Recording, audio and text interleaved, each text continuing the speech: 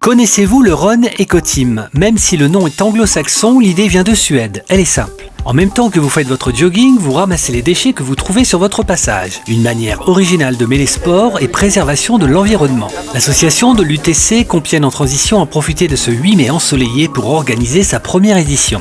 Une trentaine de participants a répondu à l'appel lancé sur les réseaux sociaux. Et nous-mêmes, on est une association Compiègne en Transition qui promeut les actions un peu en faveur de la protection de l'environnement sur le territoire de Compiègne.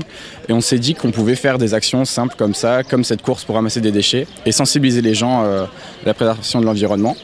Du coup, on a organisé cette première sortie Run Eco-Team. En fait, on a rejoint un groupe national qui s'appelle Run Eco-Team qui promeut ces initiatives.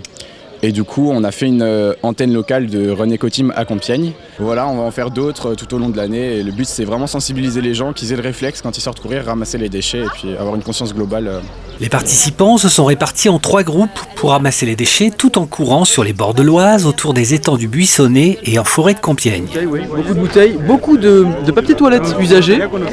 Voilà, donc ça c'est une belle visite et on a trouvé un magnifique poisson mort énorme comme ça. Bon, ça c'est un déchet naturel, du coup on va pas dire, on va pas critiquer ça. Et je pense que ouais, voilà, beaucoup de verres et puis franchement des choses de tout genre. On a trouvé un livre, Guillaume Apollinaire, ses poèmes Alcool, intitulé Alcool. Bon, donc on était contents, belle trouvaille. Pour cette première, beaucoup d'étudiants étaient présents, mais aussi quelques pères de famille. C'est important de vraiment participer et oui, pour l'avenir de nos enfants, c'est sûr qu'il faut montrer l'exemple, c'est sûr. Des curieux qui se rendaient aux cérémonies du 8 mai ont aussi découvert cette nouvelle activité. Vous savez ce qui se passe? Non, justement, je demande pourquoi ils sont là. Même les cyclistes, ils jettent, n'importe quelle question dans la poche, ils dérangent, ils jettent par terre. Il n'y a plus de respect, il n'y a plus rien. Quand nous ne respectons pas la nature, mais un jour, la nature s'est punie, il nous punit.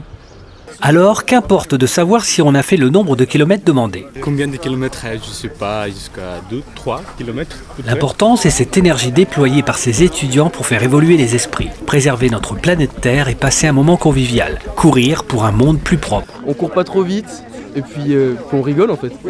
C'est rigolo de voir des déchets on sait pas pourquoi ils sont là. On invente toute une histoire comme ça sur le déchet, puis on lui trouve une vie. Puis c'est sympa. Je suis dans le zéro déchet, donc du coup, quand j'ai vu qu'il y avait une course pour ça et je fais beaucoup de fitness, je me suis dit, oh allez, on va les tenter. Donc, voilà, c'est important de s'intéresser à la cause des déchets et puis ça permettait aussi de passer un moment agréable tous ensemble à faire du sport et puis à faire une bonne cause. Donc, super. Et à décontracter des examens. Voilà. Les déchets ramassés seront pour certains recyclés par d'autres associations de l'UTC. On a des partenariats avec d'autres associations qui vont pouvoir faire des choses avec. Voilà. Très bonne initiative qui devrait se multiplier dans les semaines à venir. La planète en vaut bien la peine.